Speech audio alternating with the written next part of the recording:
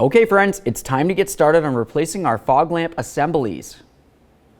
Now to do this job, you do not need to remove the front bumper cover. Typically, you can just make your way under the front bumper and you're going to look for this area here.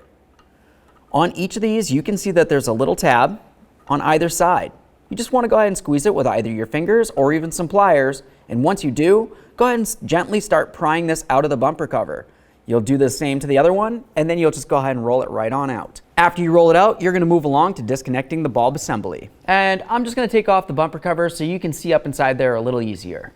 From the back side of the bumper cover, let's start removing the fog lamp assembly. Now I'm just going to use my pliers, and if I was to reach in here, you're going to find that there's two little tabs. Just go ahead and squeeze on those. I'm going to press this down a little bit. Now that I have that one unlocked and pressed in, I'll do the same to the larger one. Once I release that one, this is going to want to fall out through the front side of the bumper.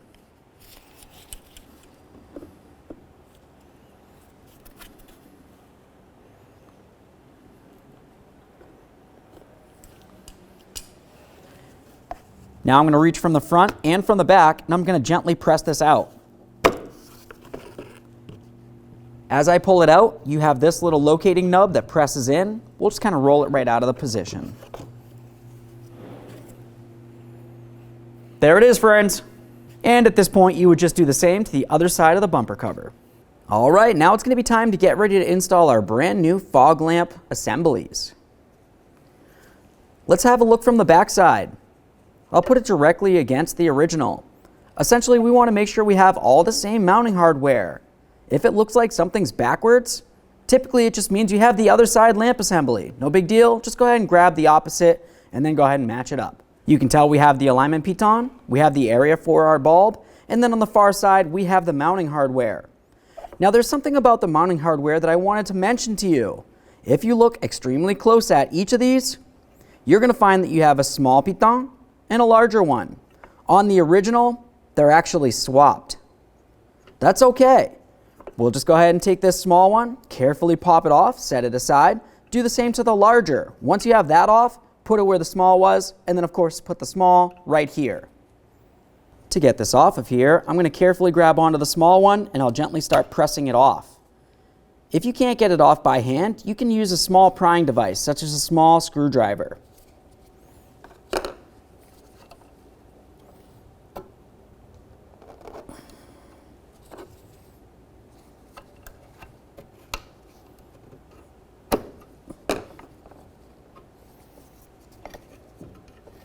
We'll swap that right over. Give it a wiggle, make sure it's secure. Time for the smaller one. Line that up, press it in as well.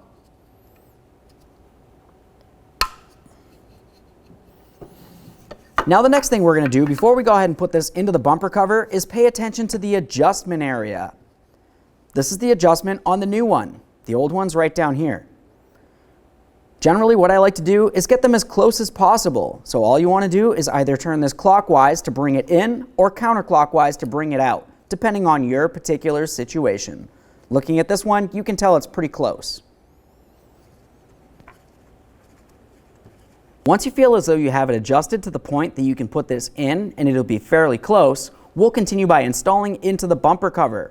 When we do this, I'm going to come underneath from the front and I'll go ahead and start rolling it in. We're going to go to the alignment point here. We'll slide that in first, and then we'll roll up the rest. There we are. Now I'll start bringing this up. As I do, I'm paying attention to my mounting holes. If those two studs aren't lined up, you can either stick your finger back here and carefully adjust it, or even just use a screwdriver from the ports. Now that I have them lined up, I'll press it up and in and listen for some clicks. I get a click from the big one. Small one in there. There we are. Now I'm just going to go ahead and grab onto them, try to give them a press. Make sure it doesn't want to fall out. This feels secure, so I'll do the same on the other side. Something else I want to mention about the fog lamp assemblies. From the back side of the bumper, to make an adjustment once it's plugged in and turned on, you can use a Phillips head screwdriver. Come right up through this hole and either turn it clockwise or counterclockwise accordingly to adjust your beam. Let's make our way into the passenger compartment. Right in the center, you're going to find where your fog lamp switch is located. You'll notice with the fog lamps, it came with a brand new switch. Why not go ahead and replace it? Overall, it's going to be very easy to do using 2 small screwdrivers. Along each side of the switch, if you were to carefully get in between the trim panel and the switch itself with your screwdrivers and then gently pry, it'll pop right out.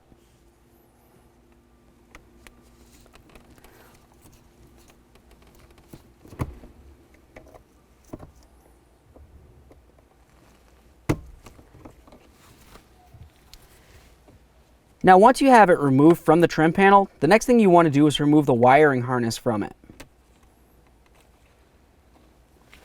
To remove the wiring harness, you're going to come right to this little tab right here. All you want to do is just go ahead and carefully press on that, and then you should be able to separate the wiring.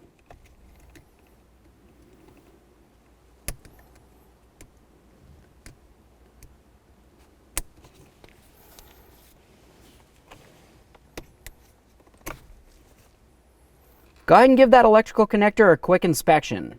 If you see any funny colors, it's probably corrosion, and that would need to be dealt with.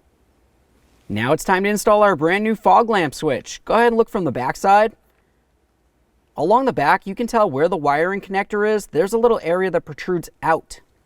Looking at the electrical connector itself, it also has an area that protrudes out. Go ahead and line up those areas and click it in.